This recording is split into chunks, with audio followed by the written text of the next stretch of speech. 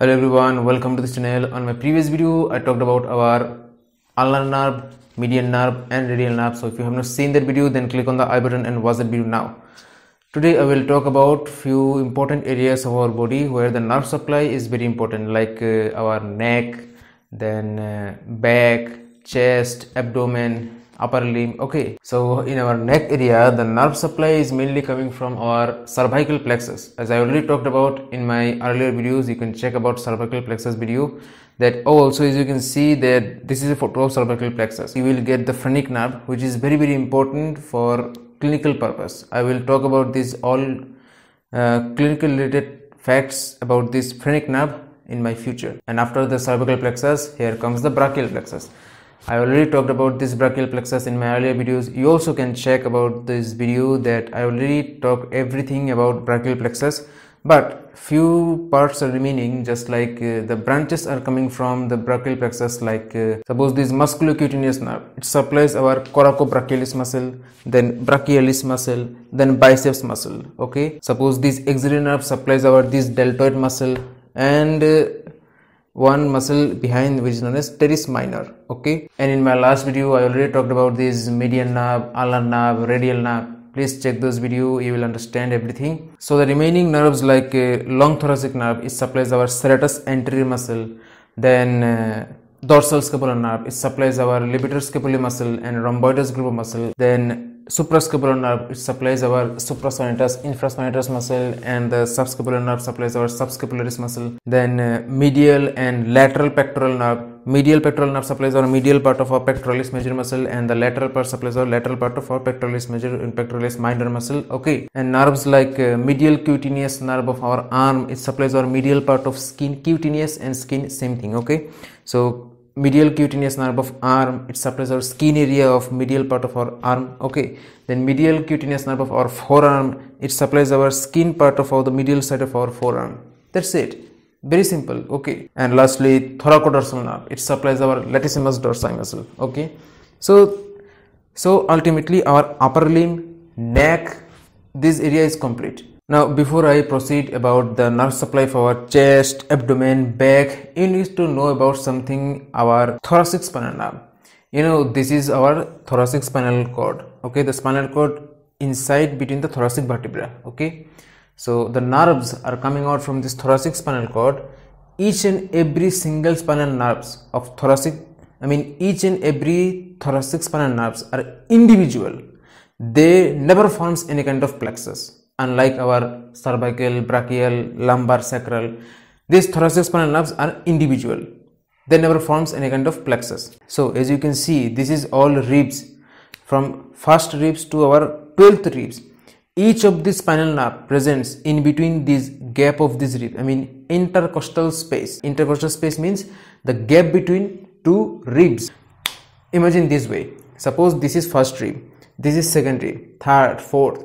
Now the gap between this first and second rib, this gap is known as intercostal space. Now suppose in between this vertebra there is spinal cord. Now from this spinal cord one nerve is arising and is going in between these intercostal space. The spinal nerve presents in between this first and second rib is known as first or T1 spinal nerve. Similarly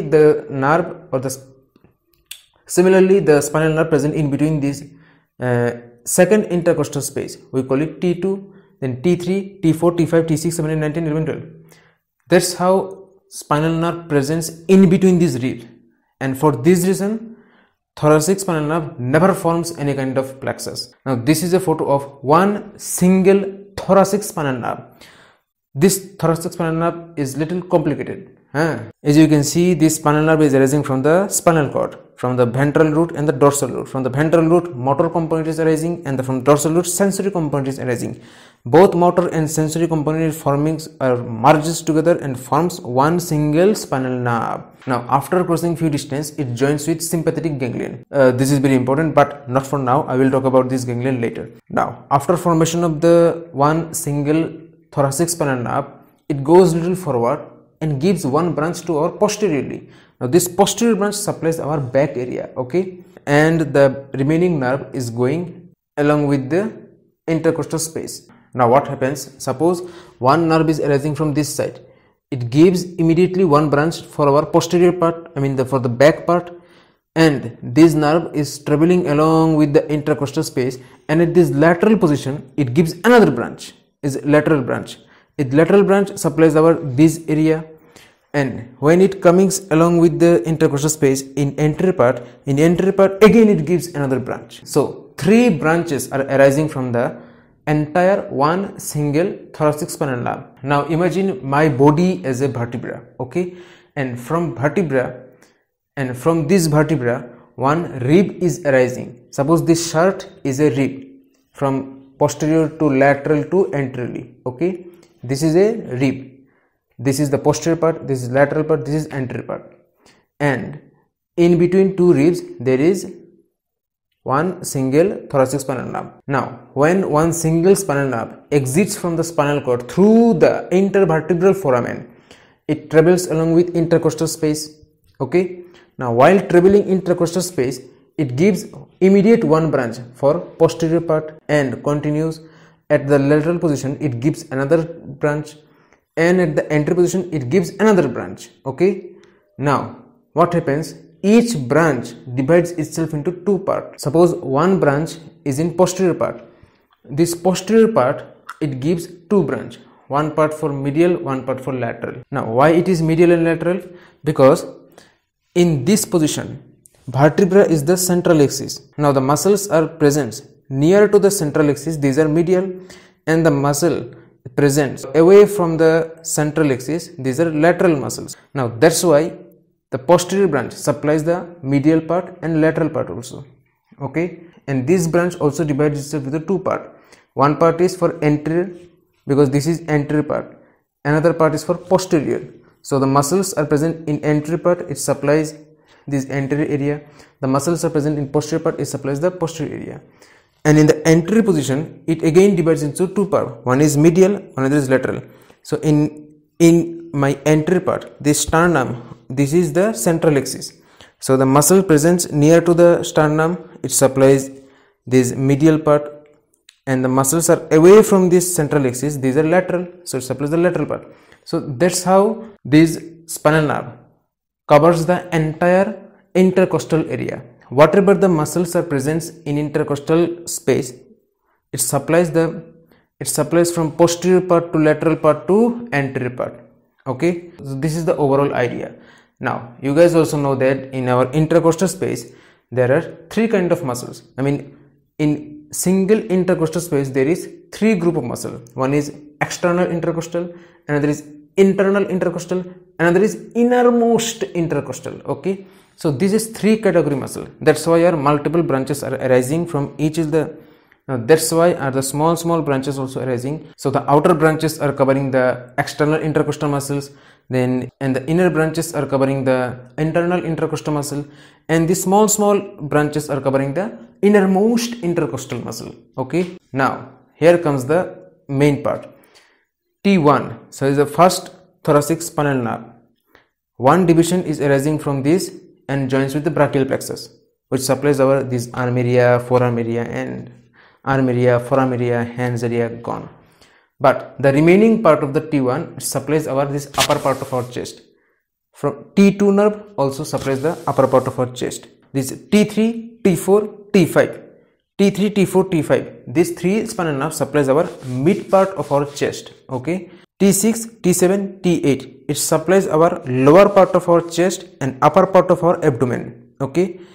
And the remaining T9, T10, T11, T12. Okay. 9, 10, 11, 12. It supplies our abdomen area. I mean the muscles of our external oblique, internal oblique, transverse oblique, rectus abdominis. So these muscles are get supplied by these 9, 10, 11, 12 thoracic spinal nerve.